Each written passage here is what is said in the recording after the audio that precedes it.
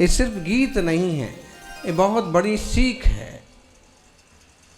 पूछा है कि तुम सम्यक्त से अपना श्रृंगार कब करोगे और संयम की नौका में बैठ करके भाव पार कब चलोगे। गुरु इतना समझाते हैं, मुनिराज जगाते हैं, बार बार आवाज़ लगाते हैं। कई बार तो इस कॉलोनी से लेकर उस कॉलोनी तक पहुंच जाते हैं, इस मोहल्ले से उस मोहल्ले तक पहुंच जाते हैं, और फिर भी कोई ना सुने, ना समझे, ना जागे। उस अभागे के लिए क्या किया जाए। सुन चेतन प्राणी क्यों बात ना मानी, क्यों नहीं बात मानता है, क्यों नहीं सुनता है। प्रत्येक चेतन को जगाते हैं गुरुदेव। सिर्फ जैन लोग नहीं हैं चेतन, ज्ञानी सिर्फ चैनी श्रावक नहीं हैं, वे तो सौभाग्यशाली हैं कि उन्हें यह मंगलमय मार्ग मिला। लेकिन मुनिराज तो जन जन को उपदेश देते हैं, अपनी मुद्रा से उपदेश देते हैं। जब भोर में सुबह की वेला में निहार शुद्धि के लिए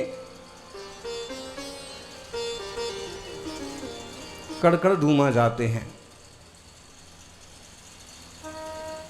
तो फुटपाथ पर सोने वाले बूढ़े बड़े लोग, छोटे बच्चे, गरीब अमीर, और जैसे ही मुनि संग जाता है तो हाथ जोड़ करके जाग जाते। कुछ लोग बिस्तर में से मुंह निकाल करके हाथ जोड़ करके और नमस्कार करते। मुनि की मुद्रा सिखाती है कि त्याग क्या है, मार्ग क्या है। पर पदार्थों में एकत्व करके जो पागल हो गए हो,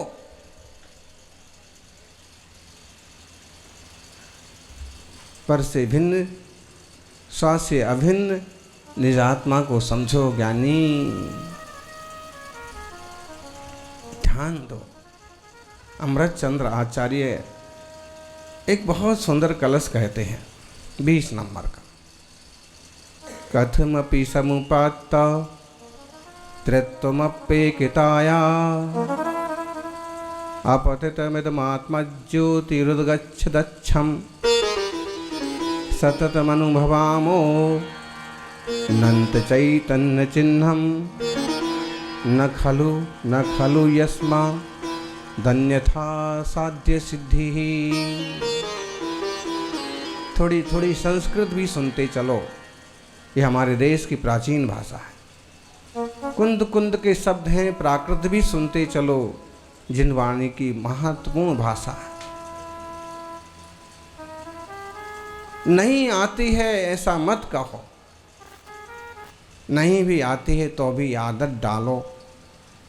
इंग्लिश सीखने के लिए कितना कोशिश करते हैं, थोड़ा सा प्राकृत सीखने की भी कोशिश करना। इंग्लिश सीखोगे तो ज़्यादा से ज़्यादा अंग्रेज बनोगे, और प्राकृत सीखोगे तो कभी भगवान भी बनोगे। उसमें वो अध्यात्म के सूत्र मिलेंगे जो आपको भव पार ले चलेंगे। यहाँ पर ये कहते हैं कि भाई किसी प्रकार से भी विविधता को प्राप्त हुए तो भी एकत्व में च्युत नहीं हुए। उदय को प्राप्त होने वाली स्वच्छ निर्मल अनंत चैतन्य अविनश्वर ज्ञान से परिचय में आने वाले इस निज आत्मा के तेज को हम निरंतर अनुभव करते हैं। कारण कि मोक्ष की प्राप्ति अखंड स्वरूप आत्मानुभव के बिना निश्चय से नहीं होती है, नहीं ही होती है। भले आप सम्यक दर्शन, सम्यक ज्ञान, सम्यक चारित्र रूप आत्मा कहो, लेकिन यह त्रयात्मक आत्मा मैं एक रूप से अनुभव करता हूँ। मैं आत्मा हूँ, ज्ञान घन चैतन्य आत्मा के बिना, स्व के अनुभव के बिना, स्वानुभव के बिना सिद्धि कभी किसी भी हाल में नहीं हो सकती। इसलिए कभी नहीं हो सकती है। देशना लब्धि जब तक जीव को ना मिले, मुनिराजों के माध्यम से प्रवचन की उपलब्धि जब तक ना हो, तब तक इस जीव का मोह का मिथ्यात्व का अंधकार दूर होता नहीं। और जब तक मोह मिथ्यात्व मिटता नहीं, तब तक निज आत्मा की उपलब्धि होती नहीं। पर पदार्थों को खूब जाना। आज इस तरह की बात करने वाले हैं कि चाहे स्वयं बुद्ध हों, चाहे बोधित बुद्ध हों, जब तक प्रभु आत्मा स्वयं बुद्ध या बोधित बुद्ध ना हो तब तक मोक्ष मार्ग में वह प्रतिबुद्ध होता नहीं। और आज हम बात करने वाले हैं अप्रतिबुद्ध की। आप तो सब बुद्ध हैं, आप सब बुद्ध हैं कि बुद्धू हैं? बताओ, हैं? बुद्ध हैं कि बुद्धू? अच्छा, बुद्ध बड़ा कि बुद्धू बड़ा? भाई बुद्ध में तो 2.5 अक्षर है और बुद्धू में तो 1 मात्रा और बढ़ गई। बुद्ध बड़ा कि बुद्धू? भाई बुद्ध ही बड़ा है, स्वयं बुद्ध है, प्रतिबुद्ध है, प्रत्येक बुद्ध है। माताओं, स्वयं बुद्ध किसे कहते हैं? नई नई बहू आई, किस किस के घर आई और घर आकर के घर के सारे माहौल को जानने लग जाए, समझने लग जाए, बिना किसी की बताए उस ढंग से प्रवृत्ति करे कि पूरा परिवार एकदम आनंद से एकजुट हो करके बढ़ता रहे और वो अपने आप को सबके बीच में समाहित कर ले। आप क्या बोलेंगे? क्या बोलेंगे सासू जी? सासू इज धासु। क्या बोलेंगे आप? किसी से आप कहेंगे भाई बहू तो बहुत समझदार, और कई बार पास पड़ोस के लोग भी कहेंगे कि बहू तो आपकी बहुत समझदार। मतलब अपने आप से, अपने भीतर से जो समझदारी आई उसे क्या बोलते हैं शास्त्रों की भाषा में? स्वयं बुद्ध। जिन्होंने स्वयं जान लिया, स्वयं समझ लिया। ज्ञानी आदिनाथ भगवान के समय में कौन से तीर्थंकर थे? बोलो बोलो। नरवाली, खमीरा, वाया, मुगाना वाले।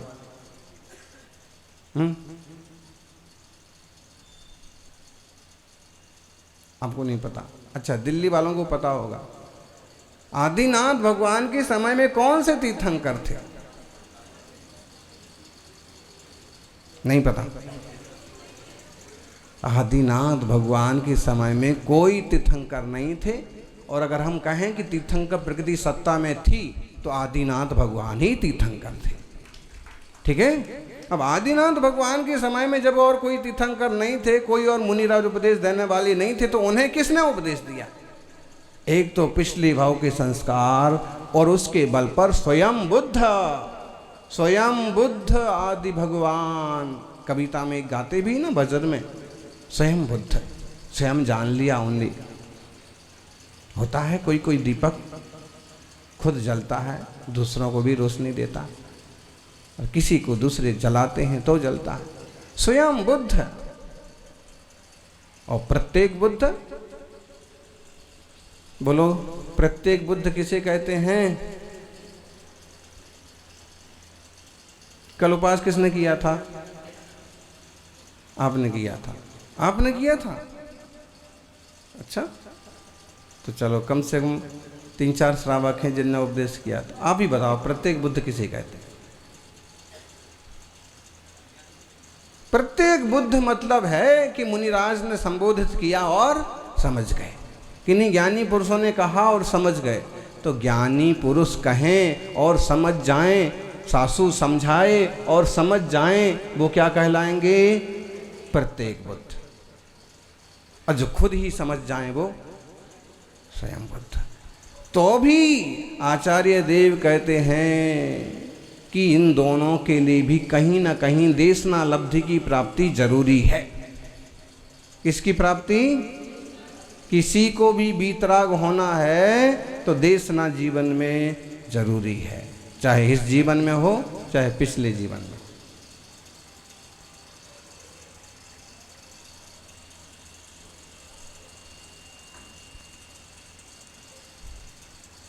जब तक देशना ना मिलेगी तब तक वो कर्म और नो कर्म से एकत्व तो करता रहेगा,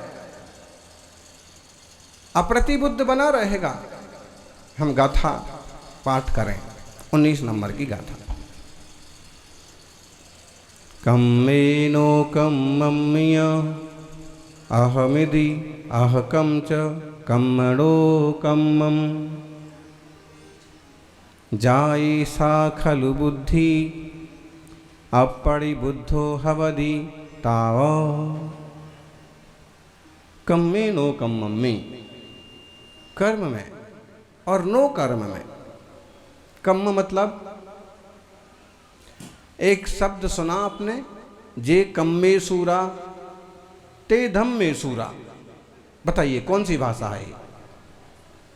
बोलो देवियों, ऐसे बोलते ना, जैसे आदि सागर जी आचार्य महाराज के लिए बोलते हैं कि गृहस्थ अवस्था में जितने पावरफुल थे, मुनि अवस्था में भी उन्होंने वैसे ही कठिन तपस्या की। ठीक है, फिर उसके नीचे क्या लिखेंगे या ये शीर्षक क्या बनाएंगे? जे कम्मे सूरा ते धम्मे सूरा।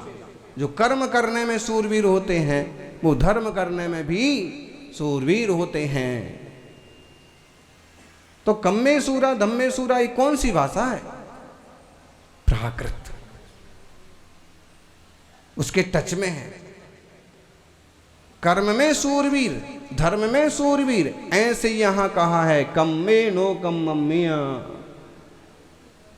कर्म में नो कर्म में, अहमिति अहकम च, यह मैं हूं, यह मेरा है।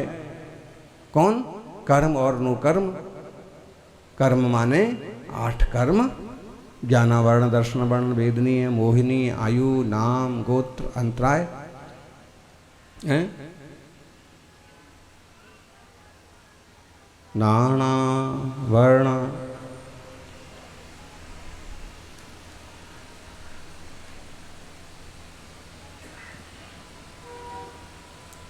ज्ञानावरण, ज्ञान का आवरण करने वाला कर्म। दर्शनावरण, अपने ज्ञान गुण को आवरित करा हुआ है। किसने? ज्ञानावरण ने। वेदनी मोहिनी आयु नाम गोत्र अंतरा ये कर्म हैं। इनमें जो एकत्व करता है, देह आदि 9 कर्म हैं, इसमें जो एकत्व करता है और जिसकी इसमें एक पना मानने की बुद्धि है वो अप्रतिबुद्ध है। अप्रतिबुद्ध मतलब क्या? बुद्धू मतलब भूल में। ढेर सारे लोग देह और आत्मा में ऐसा गजब का एकत्व करके बैठे हैं कि वो अपने शरीर को ही आत्मा समझते हैं, और कई लोग तो गाड़ करके रखते हैं, बोले कयामत के समय इनको निकाला जाएगा, फैसला होगा,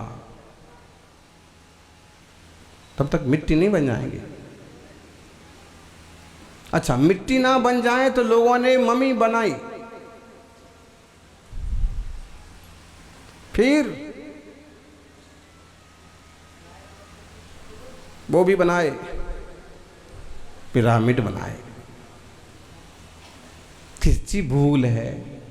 देह देह है, जीव जीव है, देह जीव को एक गिने बहिरातम। ऐसे मोह में पड़े हुए हैं।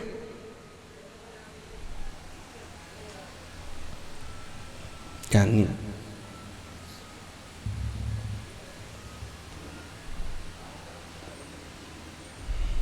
जो अप्रतिबुद्ध हैं माने बुद्धू हैं, देह के लिए, धन के लिए, संपत्तियों के लिए ही सब कुछ करते हैं। ऐसा आतंकवाद, ऐसा खतरनाक नक्सलवाद, ऐसा खोटा परिणाम, ऐसा उठापटक, खुद को भी देह मानते हैं, दूसरों को भी देह मानते हैं, इसको ख़त्म कर देंगे, उसको ख़त्म कर देंगे, ये चाहिए वो चाहिए, और परिणाम इतने ऊंचे नीचे होते रहते हैं, भी कभी अपने स्वभाव को पहचान ही नहीं पाते। देह जीवी तो है सारी दुनिया। देख लो आप, थोड़े से श्रावक हों, धर्मात्मा ज्ञानी जन हो। परसों एक श्राविका आई और अपनी कहानी बताते बताते रोने लगी। फिर उन्होंने कहा कि किसी का दोष नहीं है, मेरे कर्म का दोष है। अगर मुझे सेवा करने का मौका नहीं मिल रहा है, चौका लगाने का अवसर नहीं मिल रहा है, स्वाध्याय में बैठने का मौका नहीं मिल पा रहा है, मेरा घर बहुत दूर हो गया है, धर्म की प्यास, धर्म के लिए रोना, और उसके ऊपर फिर ये भी समझ होना कि कोई मेरे कर्म का उदय है कि ऐसे अच्छे अवसर पर भी मैं लाभ नहीं ले पा रही।